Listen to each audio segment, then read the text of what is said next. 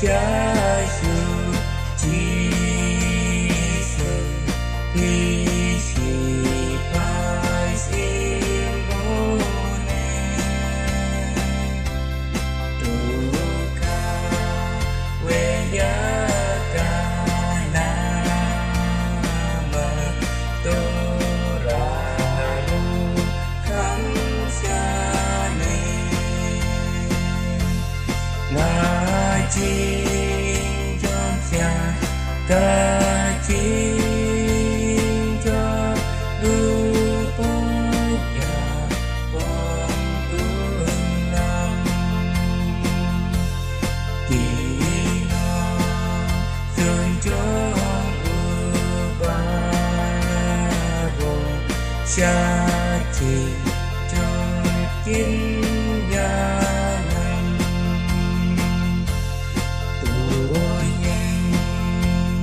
Yesu Jesus katuroi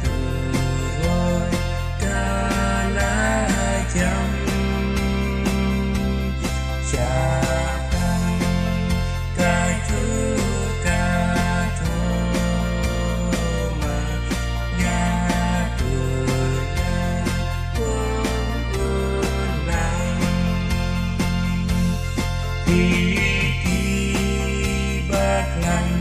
đôi nhiên đi cuốn kỳ nôn nhà nè chỉ cho can mi là chi mà nhìn cho là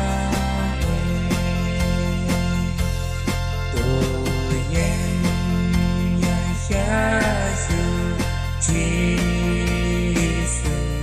doa kabojaku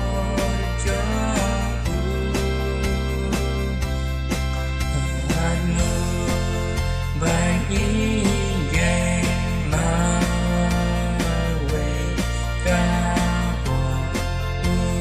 upilkan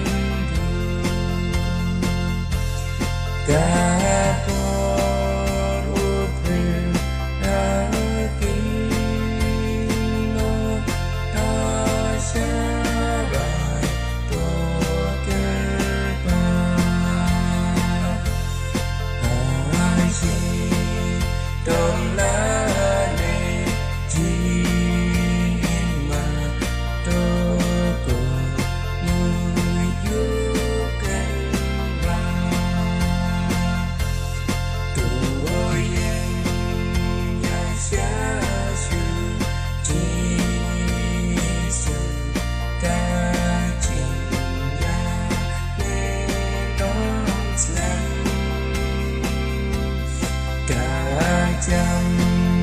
katawa minta nasya diri sasyam haubala katuma kanan dong joun ai ake usi